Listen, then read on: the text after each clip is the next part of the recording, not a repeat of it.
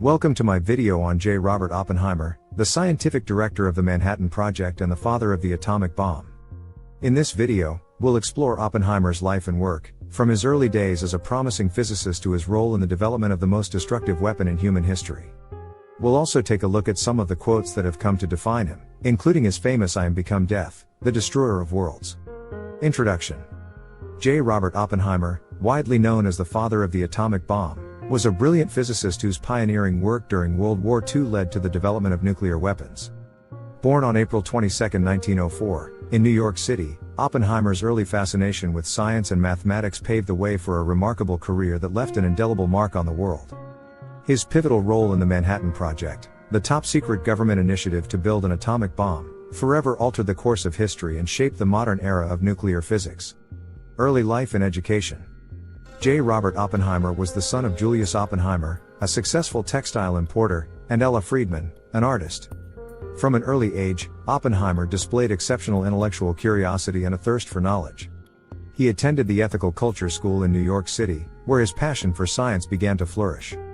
Under the tutelage of inspiring teachers, he developed a deep love for literature, philosophy, and the natural sciences. After graduating from the Ethical Culture School, Oppenheimer continued his education at Harvard University, where he studied a wide range of subjects, from chemistry and literature to philosophy. It was during this time that he discovered his affinity for theoretical physics. His mentors, Percy Bridgman and Julian Schwinger, recognized his potential and encouraged him to pursue further studies in Europe. In 1925, Oppenheimer earned his undergraduate degree at Harvard and traveled to Europe for his postgraduate studies. He spent a year at the University of Cambridge in England, where he worked under the guidance of physicist J.J. Thomson. Subsequently, he went to Germany to study at the University of Göttingen, one of the world's leading centers for theoretical physics. Scientific career and research contributions. In Göttingen, Oppenheimer studied under the renowned physicist Max Born, who had a profound influence on his scientific development. During this time, Oppenheimer's research focused on quantum mechanics, a field that was undergoing rapid development. He delved into the study of atomic and molecular processes, making significant contributions to quantum theory. Oppenheimer's intellectual prowess and research capabilities quickly gained recognition among his peers. In 1927, Oppenheimer returned to the United States and completed his Ph.D. at the California Institute of Technology, Caltech, under the guidance of Arthur H. Compton. His dissertation explored the quantum theory of the rotational motion of molecules, showcasing his ability to tackle complex theoretical problems. Following the completion of his Ph.D., Oppenheimer accepted a position at the University of California, Berkeley, where he continued to delve into the intricacies of quantum mechanics.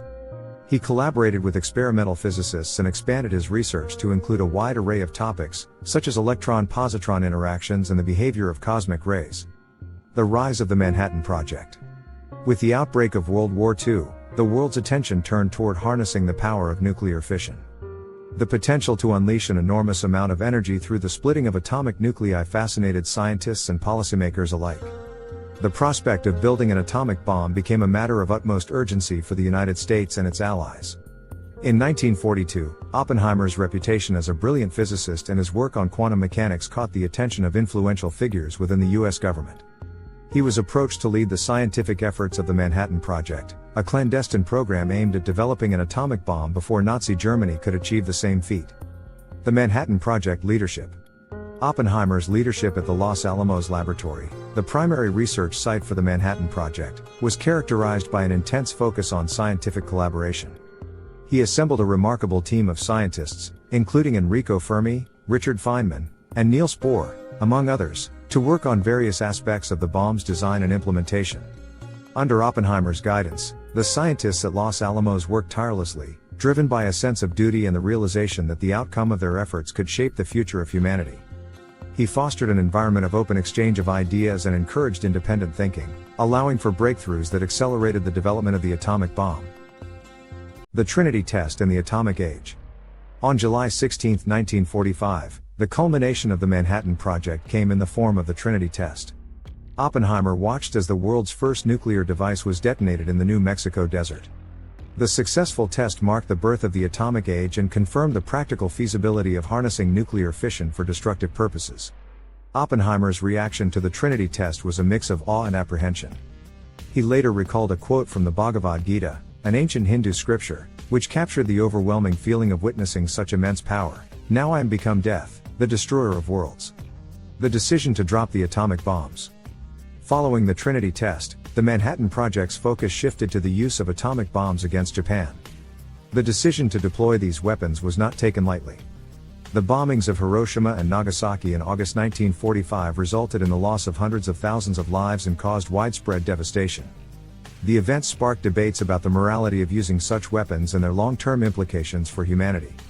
Oppenheimer, though deeply conflicted, ultimately supported the use of the atomic bombs as he believed it would hasten the end of World War II and potentially save more lives than a prolonged conflict would have. However, he also became an advocate for civilian control of atomic energy and a proponent of international cooperation on nuclear disarmament in the post-war era. Post-war era and the McCarthy era. After World War II, Oppenheimer returned to academia and resumed his teaching and research career at the California Institute of Technology and the University of California, Berkeley. However, his involvement with left-leaning intellectuals and his past affiliations came under scrutiny during the McCarthy era, a time of heightened anti-communist sentiment in the United States. In 1954, Oppenheimer's security clearance was revoked by the Atomic Energy Commission due to allegations of communist sympathies and associations. The controversial decision elicited strong reactions from the scientific community, leading many to view it as an unjust attack on intellectual freedom and an attempt to silence dissenting voices. Later contributions and advocacy. Despite the adversity he faced during the McCarthy era, Oppenheimer continued to contribute to theoretical physics and remained an influential figure in the scientific community. He lent his support to arms control initiatives and advocated for nuclear nonproliferation measures, highlighting the potential catastrophic consequences of unchecked nuclear weaponry. Legacy and honors. Throughout his life, J. Robert Oppenheimer received numerous honors and awards for his scientific achievements.